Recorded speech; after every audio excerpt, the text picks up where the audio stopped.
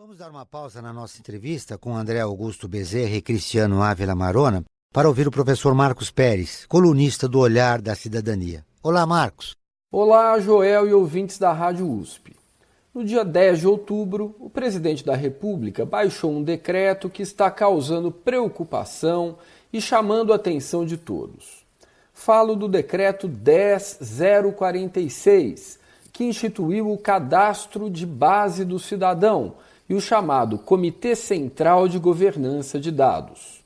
Referidos cadastros serão bancos gigantescos que conterão dados pessoais de todos os cidadãos brasileiros.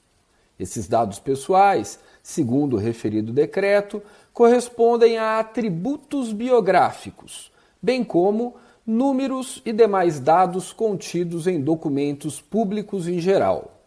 O primeiro problema é que a relação de dados pessoais é meramente exemplificativa e a expressão dados biográficos é excessivamente ampla, possibilitando o armazenamento de qualquer tipo de informação pessoal, sabe-se lá de que forma tenha sido colhida. Ora, a manipulação por qualquer um, e especialmente pelo governo, de um banco de dados potencialmente amplo como esse, parece violar o direito fundamental à privacidade e à proteção de dados pessoais. Outro problema do decreto tem relação com o chamado Comitê Central.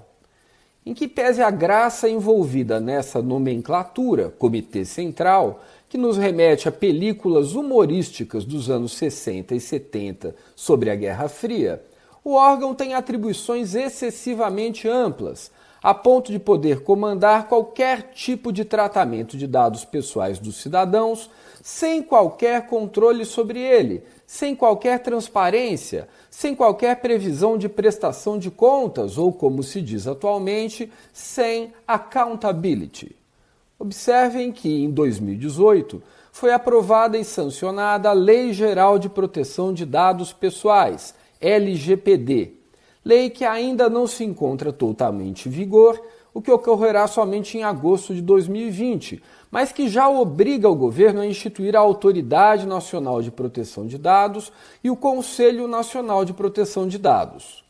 A LGPD, festejada nesta coluna, dá contornos concretos ao direito fundamental à proteção de dados, importantíssimo nos dias atuais, em função das facilidades que a tecnologia trouxe para o processamento, cruzamento e utilização desses dados.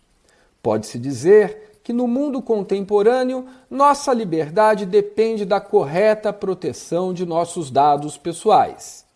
A lei brasileira, se cumprida, seria aplicada sem dúvida à operação que o governo quer realizar com base no decreto 10.046, exigindo uma carga muito maior de motivação, transparência e prestação de contas para a formação desse Banco Nacional de Dados.